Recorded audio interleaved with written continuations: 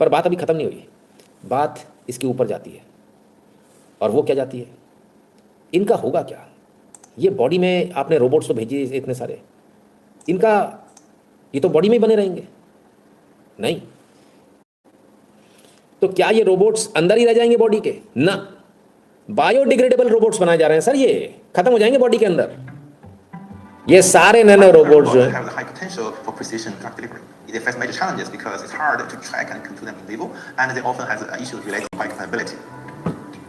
To address these challenges, we developed bioresorbable hydrogen-based microrobots that can be powered by acoustic field. We can also image them in ultrasound imaging precisely and control them with external magnetic field. They can deliver the payload with high efficiency and eventually be biodegradable in the body, leaving nothing toxic in the behind. Our students, Hong Tan and Xiaoting Ma, project, they will fabricate this microrobot and then they will characterize the propulsion, the degradation of this microrobot, and eventually they test these microrobots in vitro and in vivo in the mouse model.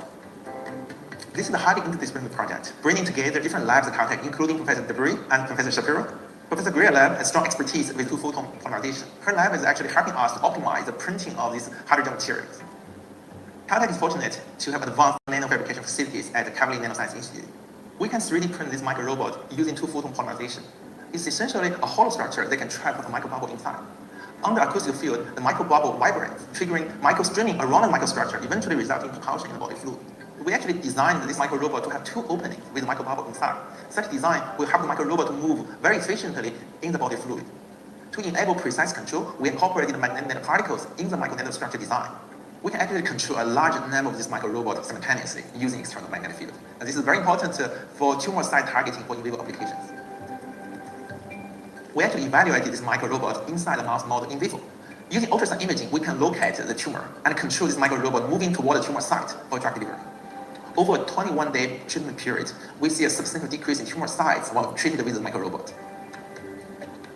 This microrobot has high potential for practical biomedical application. We envision they could play a very important role in cancer treatment and precision surgery. भाई इनके तो सारे experiment हो गए, सारे सफल हो गए, और कहते हैं बायोडिग्रेडेबल हैं, टेंशन लेने की जरूरत नहीं है, बॉडी के अंदर ही खत्म हो जाएंगे आपके, आपको इनको बाहर निकालने की टेंशन लेने की जरूरत नहीं, घुल जाएंगे, खलास वहीं के वहीं खत्म। फिलहाल जो है चूहे के ऊपर इनका ऑलरेडी सफल परीक्षण कर लिया गया और चूहों के जो ट्यूमर्स हैं वो इस माइक्रो रोबोट ने पूरी तरह से ख़त्म कर दिए। क्या बात है। चलिए, तो एक्चुअली में और कैसे कैसे बन रहे हैं, और भी बहुत सारे बन रहे हैं सर, कुछ अनोखे बन रहे हैं, कुछ ऐसे बनाए गए हैं जो पर्टिकुलर सेल को दवाई देंगे, पर्टिकुलर सेल, एक सेल को। अगर आपका एक सेल गड़बड़ है ना सर, यहाँ पर आपकी बॉडी में कुछ यहाँ दिख रहा है, तो पर्टिकुलर सेल है, पूरी बॉडी को काय को देने का, इंजेक्शन देके पूरे हाथ को काय को देने का ना, एक एक सेल को चुन चुन के उसमें अंदर जाके दवाई दे आएंगे, और जो सेल खराब होगा कब से खा के उसको बाहर आ जाएंगे। हाँ सच में मछली नुमा ये माइक्रो रोबोट बनाया गया भाई, ओए होए होए होए, क्या गजब बनाया भाई। अब जरा इसकी चाल देखिए, ये बनाया साहब, ये आया, और ये जितने भी खराब सेल है उनको खाता जाएगा, और जिनमें दवा देनी है उन पर्टिकुलर सेल में, एक सेल में दवा देगा, एक एक सेल में। तो आप जो परेशान होते हो ना पूरी बॉडी में, आपको कीमो लग रहा है, ये हो रहा है, वो हो रहा, फलान हो रहा है, या कोई भी दवा है, ना ना ना, अब उसके दिन गए, लद गए।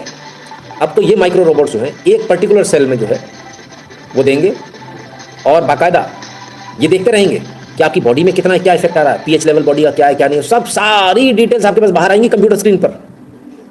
ठीक है, ये लो, ये चला, इतना छोटा, बाप रे बाप। और बहुत सारे जब छोड़ देंगे तो सब एक दूसरे के साथ जो है मिलकर काम करेंगे।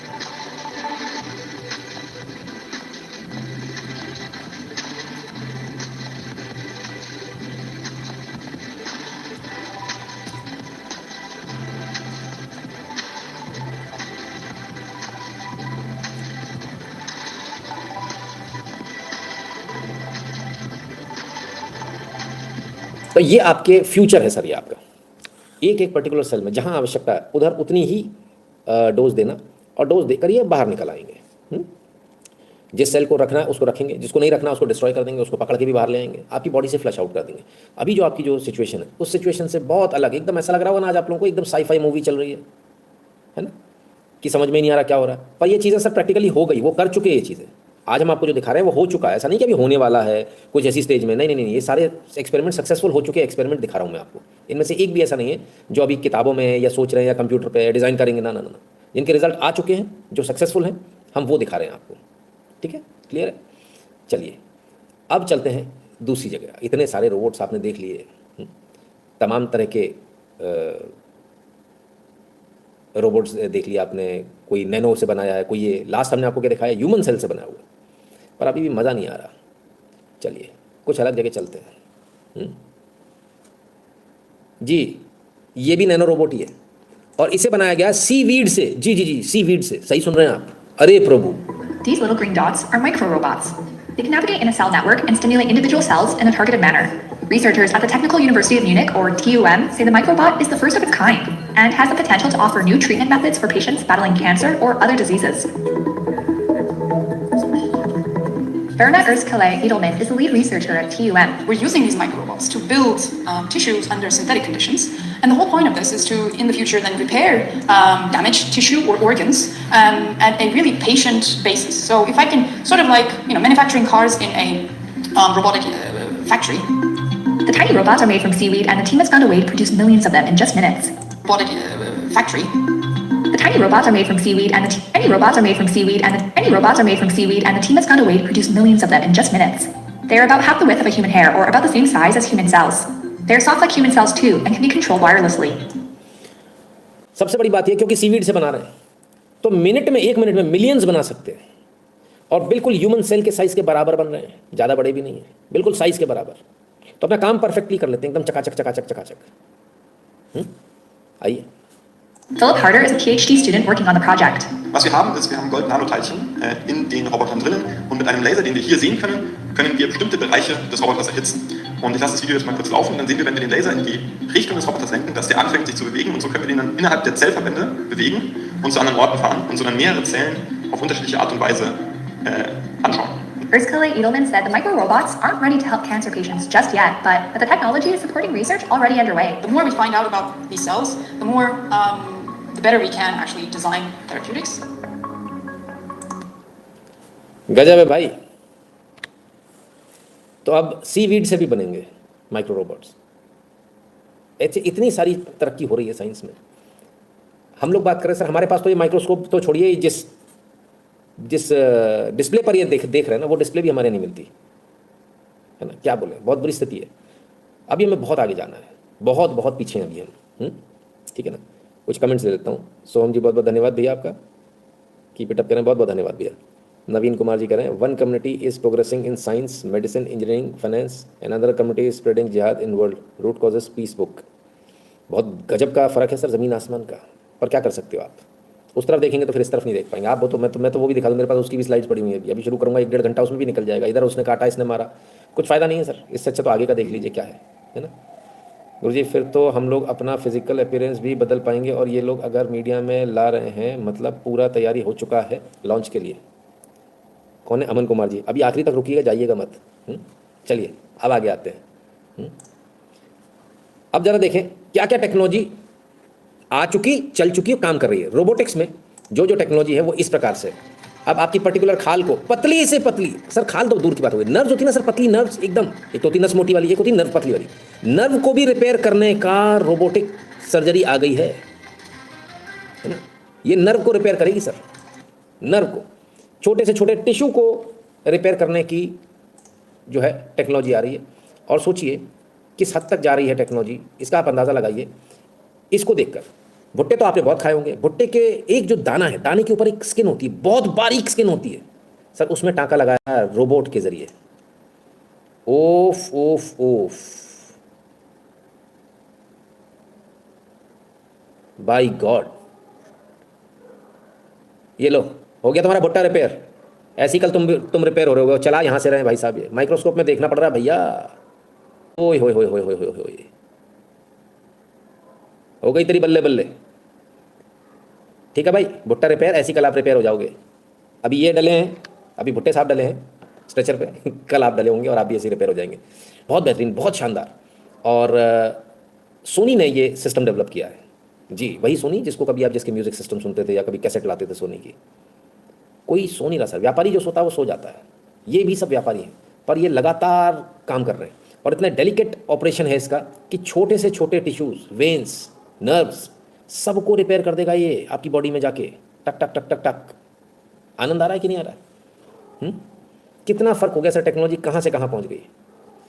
और ऐसी टेक्नोलॉजी, अभी और भी टेक्नोलॉजी है सर। अब न्यूट्रलिंक क्या कर रहा है, आइए न्यूट्रलिंक को देख लें। उसको कैसे भूल जाएंगे सर, न्यूट्रलिंक को देखना तो सबसे जरूरी है। सब लोग आगे आ गए हैं, सोनी होनी, तो न्यूट्रलिंक पीछे कैसे रहेगा। न्यूट्रलिंक ने नई टेक्नोलॉजी लिया है भैया, उसको भी देख Couple लीजिए। different steps, but first we have a surgeon, human neurosurgeon, which hopefully the robot will do this portion of it as well. But at the moment, we have a human neurosurgeon that exposes the brain. So they drill a 25 millimeter hole in the skull and then expose the brain. And then the robot has this tiny needle. It's about the size of red blood cells, so really, really tiny. They don't have red blood cell के size की needle, अरे प्रभु, अरे प्रभु, क्या बोलूँ मैं। चलिए, human hair से भी पतली। any human hair inside this cannula. And this cannula is actuated by precision motors on the robot to engage with this thread loop to grasp it.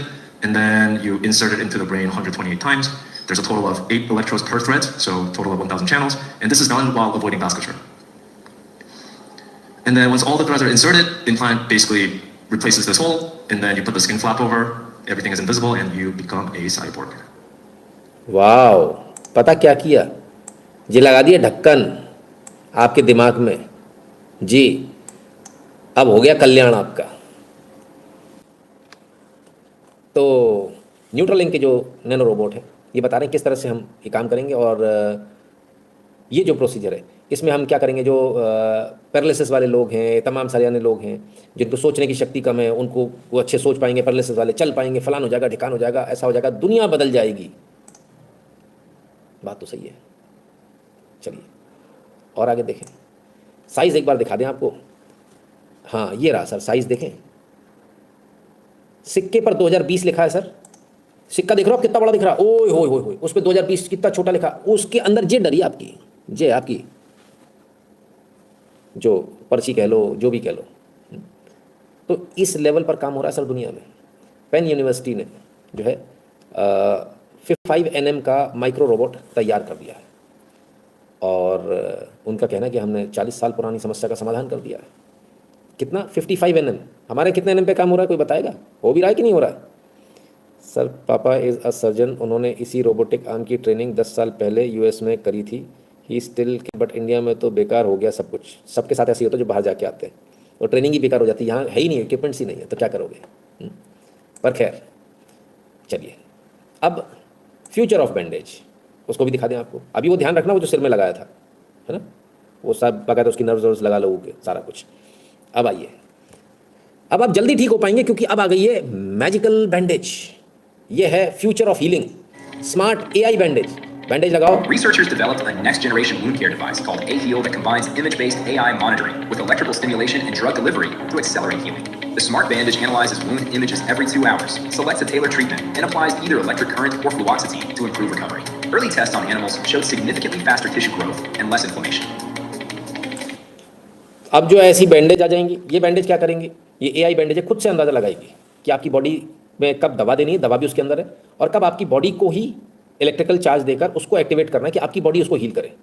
तो यानी जब आप सो रहे हैं तब आपकी हीलिंग ज़्यादा होनी है, क्योंकि आपकी बॉडी कुछ और नहीं कर रही है, तो आपके जो सेल्स हैं उनसे सबसे ज़्यादा काम उस समय करवा लेगा वो इलेक्ट्रिकल करंट देकर। आपको नहीं मालूम चलेगा, आपको कुछ भी नहीं महसूस होगा।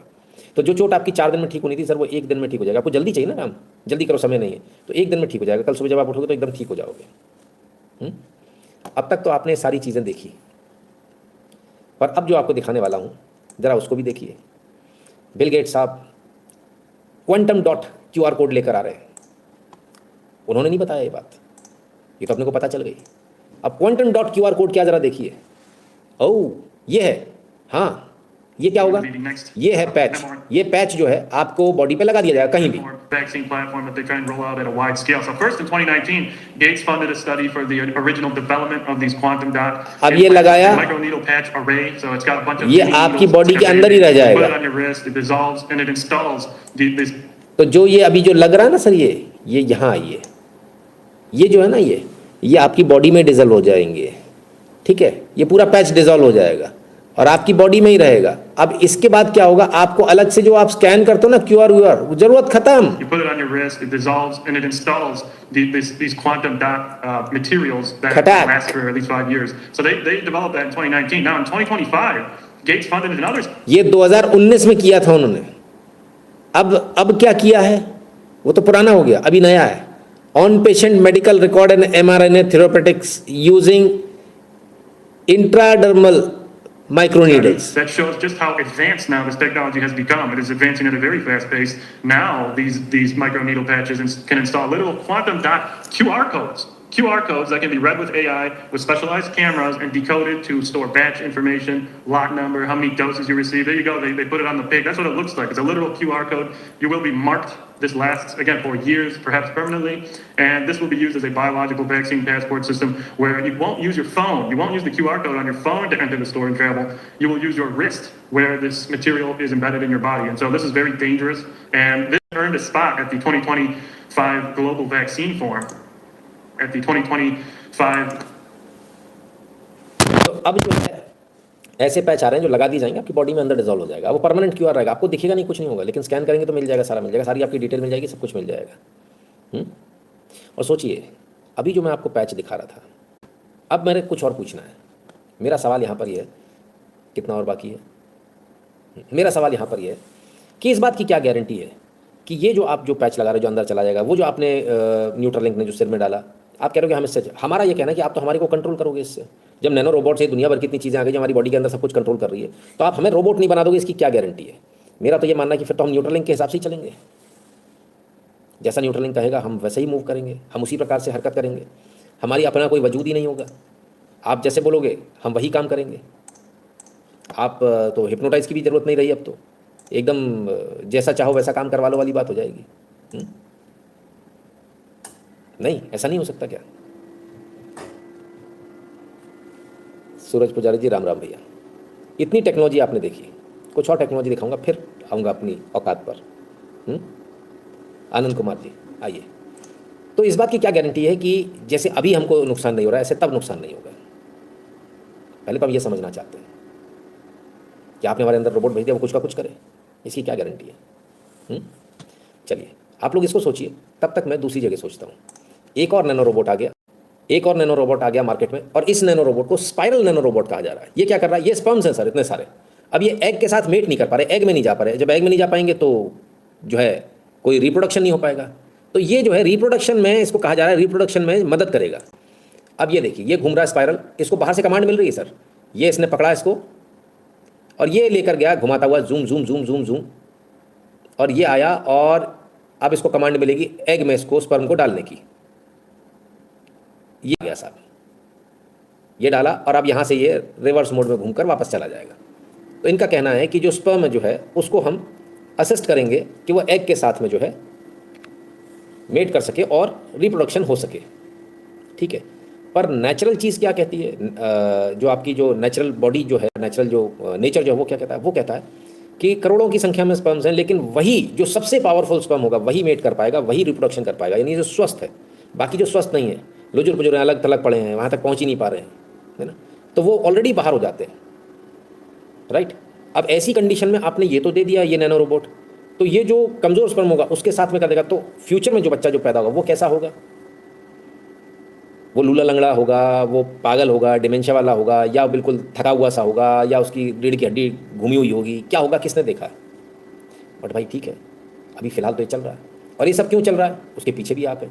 अगली चीज़ दिखाता हूँ सर, दुनिया कहाँ से कहाँ पहुँच रही है। Robot with artificial could give birth to humans by next year, अगले साल चाइना ने डेवलप कर दिया सर आर्टिफिशियल वूम। और इस आर्टिफिशियल वूम में बाकायदा सिंथेटिक यूट्रस रहेगा, फेक एमिनोटिक फ्लूइड रहेगा और प्लास्टिक ह्यूमलिकल कॉर्ड रहेगी। अगले साल से डिलीवरी शुरू हो जाएगी। आपको हालत मेरी फिगर बिगड़ रही, मेरा फलाना हो रहा है, दर्द हो रहा है, हाई हो रहा है, वो हो रहा है, तो इसलिए रोबोट बना दिया गया अब आपके लिए, आप लोगों की सुविधा के लिए। क्या आप लोगों को सुविधा रहे, कहीं दिक्कत ना आए, तो रोबोट से डिलीवरी करा लेना, और क्या करें। नौबत क्यों आई है ऐसी? नौबत आई है इस कारण से, लो बर्थ रेट, एक के बाद एक देश गिरते चले जा रहे हो। और अब पोलैंड 1.1 पर आ गया है, point of no return. Poland की जो जनसंख्या है वो 1.1 पर आ गई है पर वुमन, यानी ये पॉइंट ऑफ नो रिटर्न आ गया। ठीक है, अब यहाँ से पोलैंड अपनी जनसंख्या को कभी नहीं बढ़ा पाएगा। इसलिए बहुत आवश्यक है, भारतीय जो हैं जिनको जाना है पोलैंड जाएं और पोलैंड में रहें, बिकॉज वो देश तो सर जाने वाला है। और मैं तो ये कहता हूँ जो सवर्ण जो इतने परेशान है, आपके लिए एक देश है, 10, 20, 30, 40 साल बाद वो देश आप ही का हो जाएगा। सवर्ण स्थान बना लेना वहाँ पर, किसने मना किया? या पोलैंड ही रहने देना, क्यों बदलना है? ठीक है ना, क्योंकि पोलैंड बाकी किसी की एंट्री नहीं दे रहा और देने भी नहीं देना है उसको। तो जब बर्थ रेट इतना कम होता तब ये नौबत आती है।